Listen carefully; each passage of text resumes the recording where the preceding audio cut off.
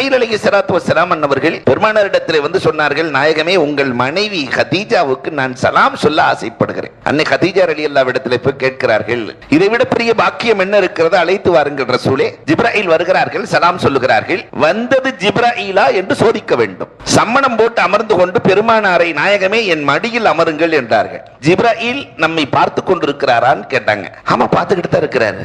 தலைச்சீலையை அகற்றி மூடி தெரிகிற அமைப்பிலே அன்னை கதீஜா ரலியல்லாஹு அமர்கிறார்கள். இப்பொழுது ஜிப்ராயில் நம்மை பார்த்து கொண்டிருக்கிறாரா?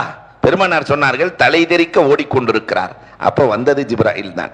நான் தௌராத்தை படித்திருக்கிறேன், வேதக்காரர்களிடத்தில் கேட்டிருக்கிறேன், எந்த வீட்டில் பெண்கள் முடியை திறந்து வைத்திருக்கிறார்களோ அந்த வீட்டில் ஹாசான மலக்குகள் வருவதில்லை. இன்னைக்கு நமக்கு பக்கத்தில் இருக்கிற மாநில கேரளாவில் அவ்வளவு பறக்கத்து. காரணம் என்ன தெரியுமா?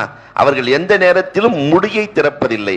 இனி வாழ்நாளில் நாம் முடியை மறைத்து வாழ வேண்டும்.